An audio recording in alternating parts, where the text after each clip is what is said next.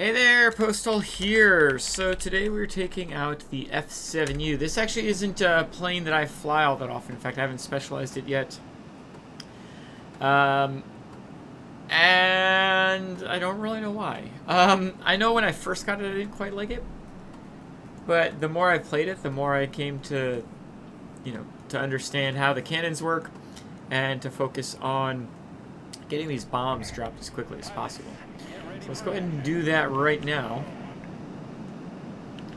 And we are up against, current meta bombers and ground attackers. Of course, we've got a ground attacker on our team, but that means we are the most flexible of the, of the planes that is out here. Yes, of course, we can attack ground sectors, and we definitely will. In fact, let's go ahead and drop our bombs right here very quickly. Never mind! Didn't want to do that anyway.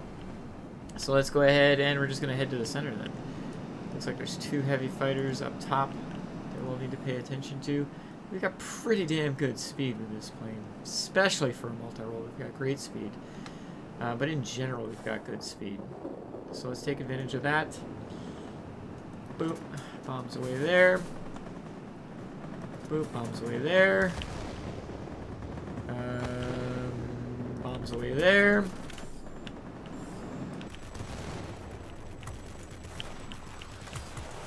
Let's go ahead and put our pneumatic control assist on. It looks like we've got the sector here. MiG-9 with his wings knocked out, and us with pneumatic control assist. We should be able to outmaneuver him. Or he'll do that and make our job that much easier. So these are the same cannons that you get on the XF90, the same guns you get on the F6U and the F2H. Alrighty then. Let's keep on capturing. We actually need to... Oh, shoot. Oh, good. I mean, not that I want our ground attacker to die, but I want to have us die even less. So we'll protect the heck out of that guy. And let's get our boost on. So I've built this plane for speed. Let's use that speed, by golly, by damn.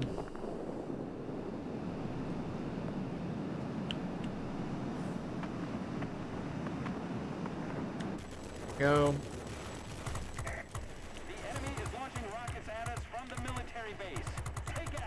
Still got a ways to go before our bombs are back. It's not the fastest reloading on the bombs, but we've got that flexibility as needed. Perfect. 252 here we need to pay attention to. Let's just keep on pushing, because they're going to keep on pushing. Got to ABC this whole flipping game.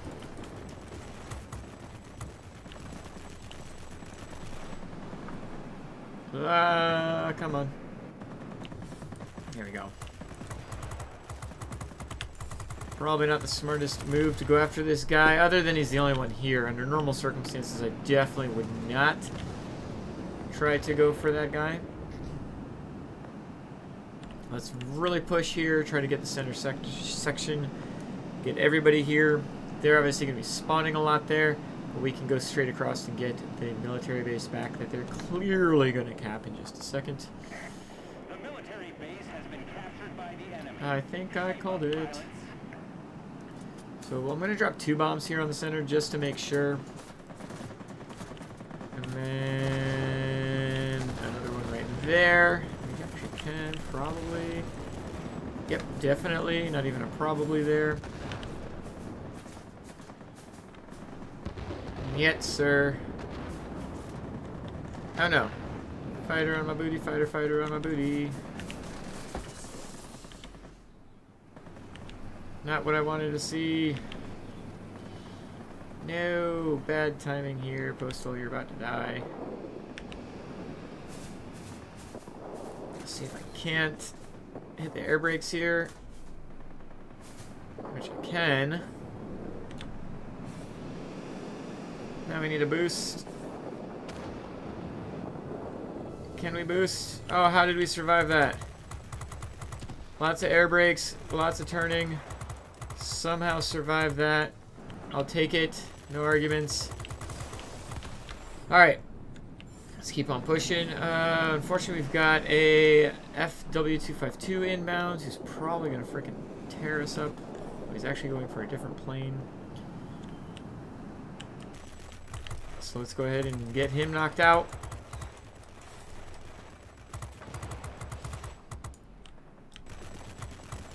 Perfect. Oh my goodness, way too much air-to-air combat. I don't want the air-to-air combat right now. I'm trying to get to a sector. Let's flip this back over. Let's use our speed here. We are doing some heavy lifting. I want to continue the heavy lifting because they're about to get our command center, our military base, excuse me. So we need to get our military base back. This plane's forte is not necessarily air-to-air combat. It can do it for sure. Don't want to make it seem like it can't, because it definitely can. But it prefers to kind of be a vulture in that regard.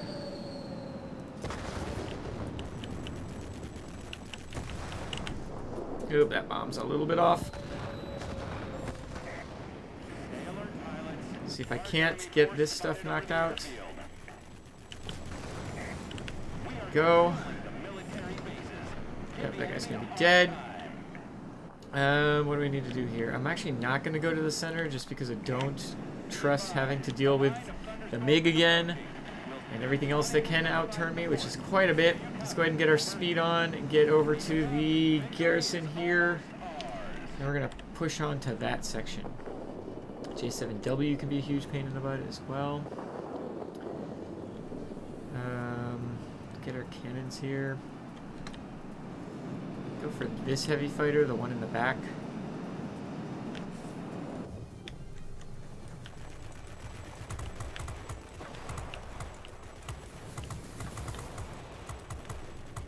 There we go. Perfect. Let's get our engine boost on. And really push it over to this military base if we can. Oh man, the Tu-12 died in a fortuitous time, we'll say.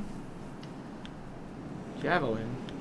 Don't know if I can actually take this guy on. He's really quite high up. Clearly outspeeding me. They're not going to be able to respawn though, so I don't need to worry about anybody coming from their spawn point. Let's angle down just to get some speed going. Is this Javi going to be coming back at me? Nope, looks like he's continuing on. There goes a V2 rocket. That was a little scary. Continuing on here, is this Javelin angled down? It kind of sort of seems like it. But we've got air defense aircraft we need to kill first. Oh, actually, never mind. He's down here, so let's knock him out.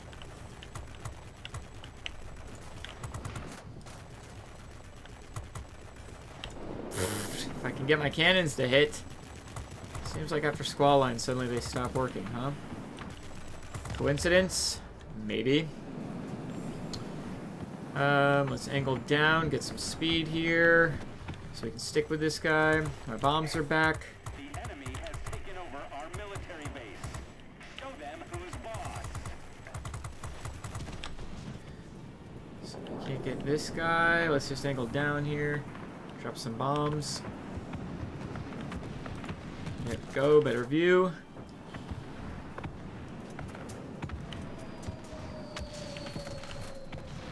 Can I? There we go. Looks like we've still got one little thing here.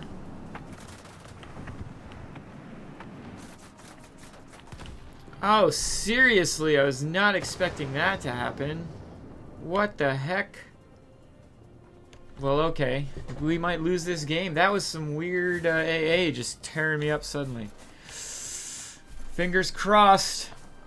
We might have screwed that up. Hopefully if our garrison can hold out for just another second, please. Please, oh please, oh please. We might be able to win this. Dang it. No es bueno. Oh, we're gonna win this anyway.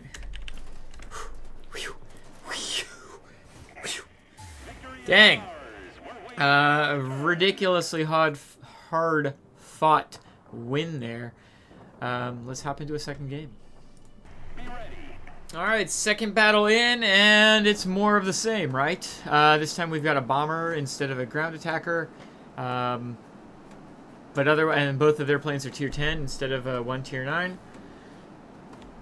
But otherwise, it's the same thing. We are the one multi-role, we are the one flexible aircraft in the game, as far as humans are concerned. And we're probably just going to be holding on for dear life, hoping that we can have some sort of positive impact on this battle.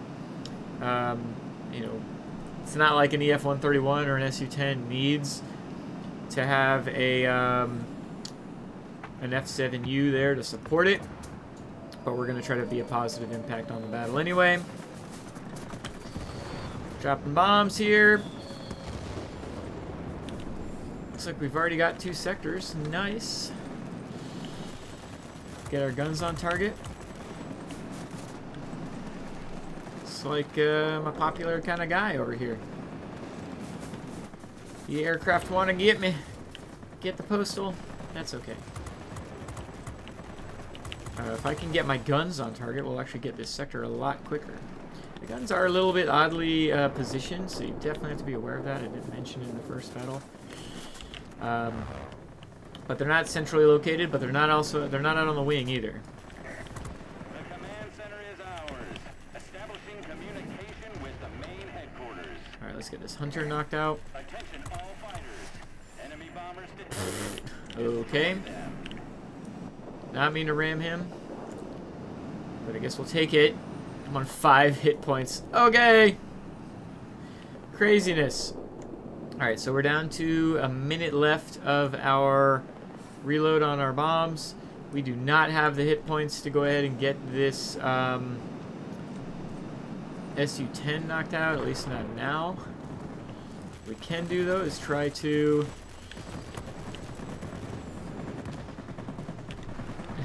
Okay. Try to, Nope.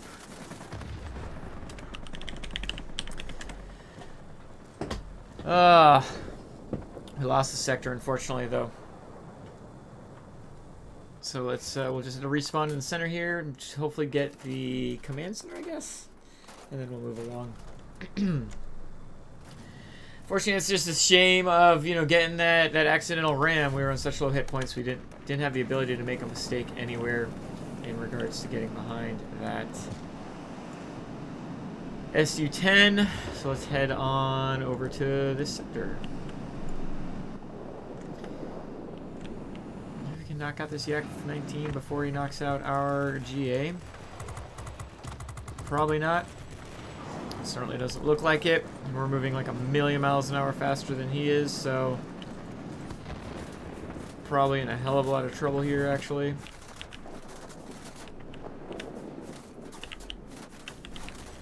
So let's just keep on wiggling, keep getting our altitude performance is better than his, which is kind of funny, considering he's the fighter and we're the multi-role. That being said, let's use that to our advantage, get up higher. Guns on target. Perfect. My sector. Let's head on over. We just need to keep on attacking here, right? We keep on attacking, keep on attacking, keep on attacking. EF-131, we need to have as much support for him as possible.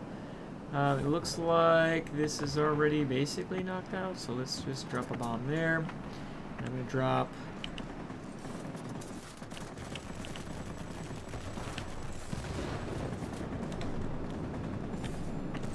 Oopa!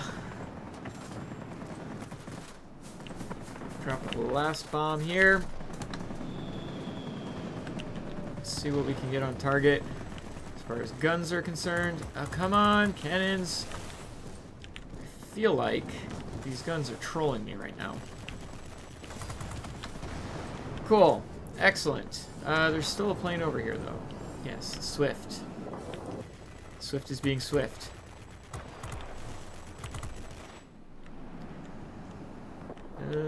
He can definitely outmaneuver me. Swift is not a very maneuverable plane, but it's still a freaking fighter, so it's definitely going to be able to outmaneuver us in that regard.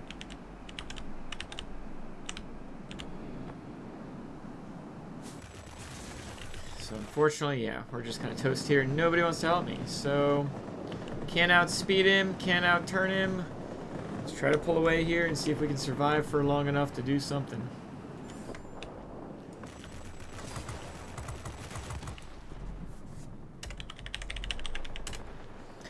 And we will respawn and get that command center.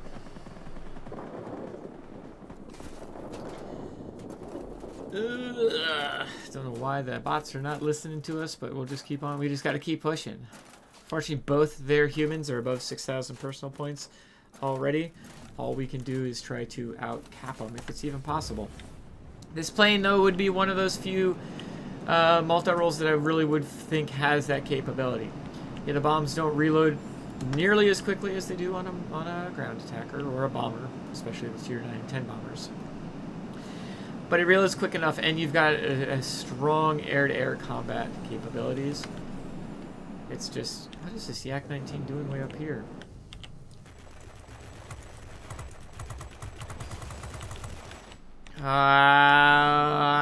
No. 1 hit point, seriously? I could die to 1 hit point, though, if he outturns me.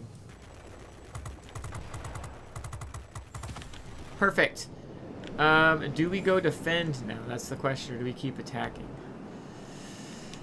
Do we go defend, or do we keep attacking? I don't really like going for that sector, because there's like a million planes over there. And yes, this is a strong multi-roll, but you still don't want to get yourself stuck into a dogfight type situation in this plane any more than you would any other multi-roll. Well, most other multi-rolls.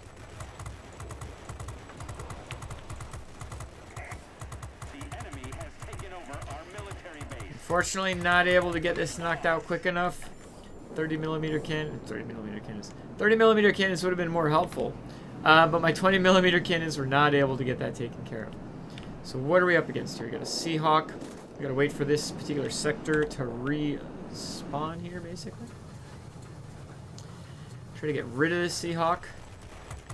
One of the most tenacious tier 9 multi-rolls in the game. It just doesn't let up, which isn't necessarily a bad thing unless, you know, unless it's going against you. So bombs away there. Bomb. Ooh, that's a little short.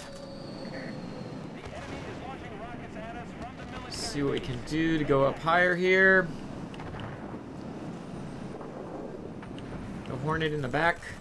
That's a Hornet, right?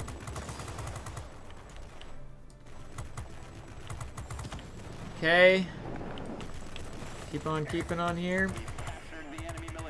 Nice. Oh no, Postal said. I do not need a 262 up my butt. Said everybody.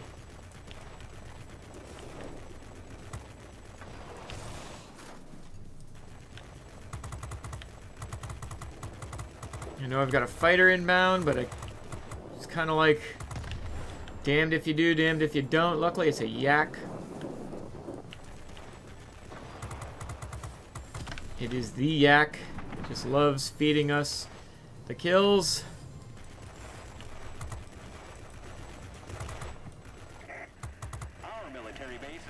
Come on, Postal, hit your damn shots, man.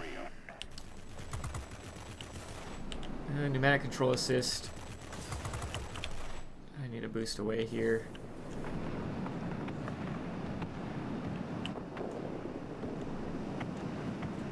Not able to do what I wanted to do there. Still have 1 bomb left, so I guess I can drop it there. Get rid of this guy, hopefully. Nope, there's game. Whew. Well, dang, 2 similar outcomes, but very different games, I would say. A lot more pain in the butt this second round. Let's head on back, though. Alright, so you know what's a shame about that first battle is I almost got a Gabreski there. 12 aerial kills, 6 ground targets. Dang it. In fact, if I hadn't have died, I'm pretty sure I would have actually captured that last sector and destroyed that ground target because I was dropping a bomb. Pretty cool though. Got a Lambert out of that. Got a, what is this? A swooper. Oh, assisting in destroying ground targets. Cool.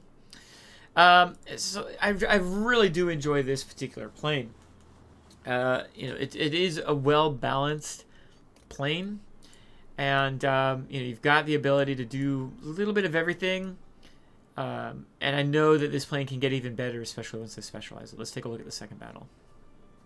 All right, for the second battle, where I was a little bit more salty, one more aerial target knocked out, one less ground target knocked out. But again, if I hadn't died so many times, probably could have gotten a Gabreski. And this is one of the few planes in the game that I really do feel like earning or attempting to earn a Gabreski doesn't mean that you're taking yourself out of the battle. Doesn't mean that you're doing anything different than you normally would be doing. You know, these two battles, I literally just flew the F7U and leaned into its strengths. Dropping the bombs when you've got them, which is great to have bombs, and killing aerial targets when the opportunity arises. Yes, these are 20mm cannons, but they're very strong 20mm cannons. And there's definitely some flexibility to that. So yeah, some good teamwork there with Wile E. Coyote. The enemy ground attacker and bomber were doing some heavy lifting of their own on that side. We were just able to use our multi-rollness, which is a word, to be flexible. You know, I'm sure the enemy team wishes they had a human something that was attacking air targets. Like I was able to do. And so that, you know, just gives us the flexibility. Keep in mind, this plane is not specialized. And so, you know, this is only going to get better. And I don't know why I haven't specialized it yet. Shame on me. Really, honestly, I actually enjoy playing this plane. I know I didn't when I first got it, but that's because, like so many things in this game, probably so many things in life, I was doing it wrong, trying to force planes to do what they're not built to do. So let's take a quick look at the F7U. So first and foremost, you've got these 20mm cannons. These are the same cannons that you start off with on the F94D, but nobody ever stays with them because why would you? They're the same cannons you get on the XF90, the F2H, and the F6U. Very, very strong 20mm cannons. Very similar to those German 20mm cannons that everybody is so fond of, like on the MEP 1101 and whatnot. You get these 500-pound bombs. Pretty significant size. You're able to do more than 20,000 ground damage if you're, you know, spreading your bombs out. And so in combination, this really is truly a multi-role. This is not a is not a fighter or a wannabe fighter like a J7W3 or like the well, like I was going to say, like BVP 212, stuff like that. No, this is a true multi-role. It is strong against the air and strong against the ground. Although it might not necessarily be the best at either of those, it is strong at both of them. And so you really, again, you want to lean in on that. This plane, actually, I didn't even really realize it until I was flying it this time. This plane has 700 hit points. That's pretty significant, right? 700 hit points is the same as the XF90 and the ME 262 HG3. It's the same as two tier 10 heavy fighters, right? And so utilize that to your advantage. This plane really does feel kind of more like a heavy fighter and flies kind of more like a heavy fighter, except you've got these awesome bombs that you're able to put out there. You can take a look at the airspeed. I've gone ahead and pushed in with the airspeed. I've kind of leaned in on that. The maneuverability isn't really strong enough as a stock or elite plane for me to want to have to push maneuverability. This could change though once I specialize the plane. Let's take a quick look at how I do have it set up. Currently, I have it set up with, you know, again, we're not specialized obviously, so I've just got a basic consumables that I do for all my multi-role fighters, and that's first aid kit, pneumatic control assist, engine cooling, and universal ammo. Engine cooling is really important on this plane because you already get 20 seconds worth of boost. Having an extra 10 seconds worth of boost really helps you fill that heavy fighter niche role when the plane is still not specialized. I do have pneumatic control assist here. I've used it a couple times through both of these battles, mainly to get my guns on target, sometimes to try to outmaneuver a bot plane that I probably shouldn't have been able to outmaneuver, like a MiG-9.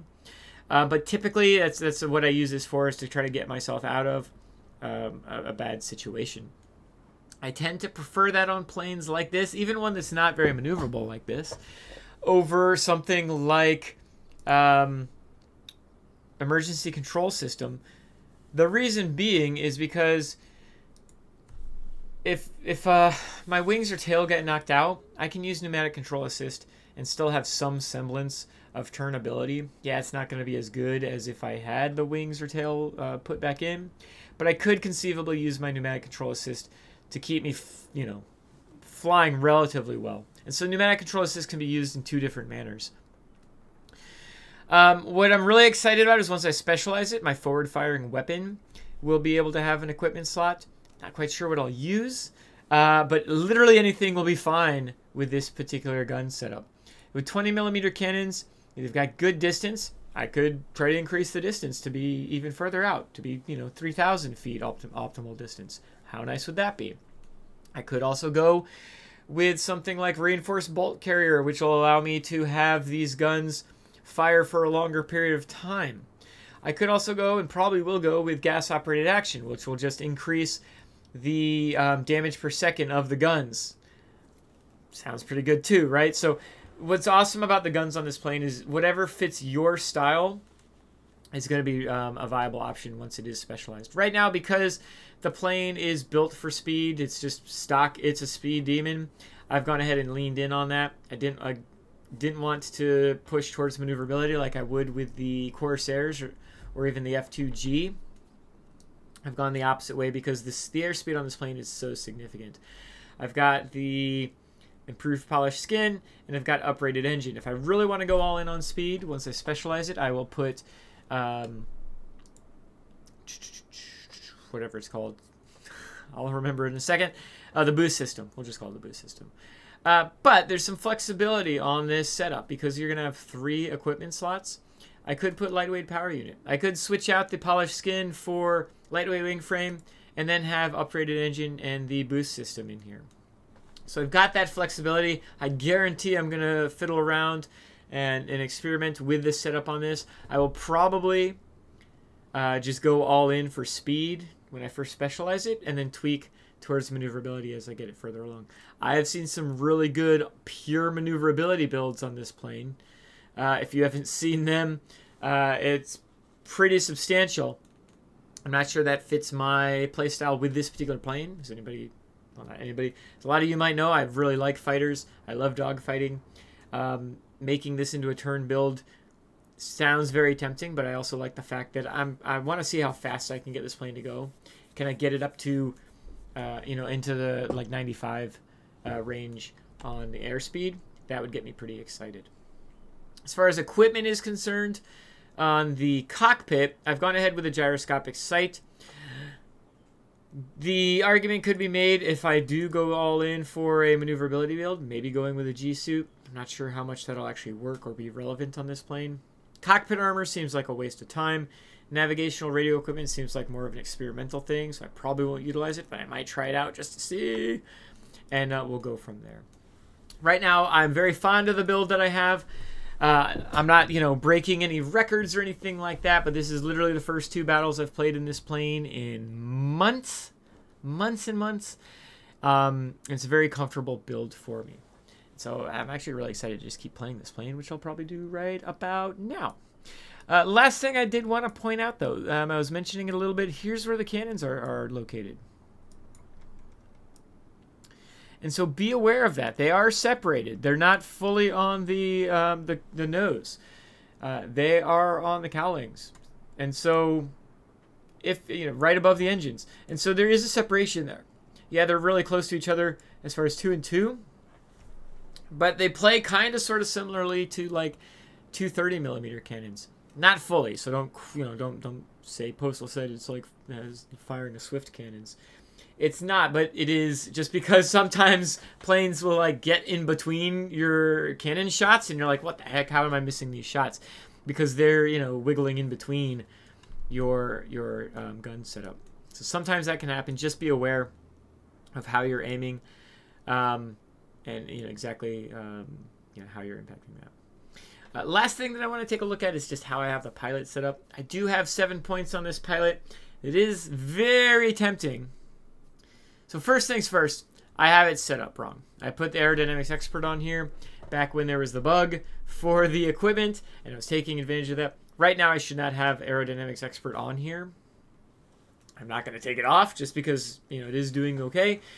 But conceivably, I wouldn't recommend Aerodynamics Expert until you have the plane specialized and you've got that third equipment slot and you're able to really boost it up. Then Aerodynamics Expert really comes into its own. Right now, it's giving me minimal impact.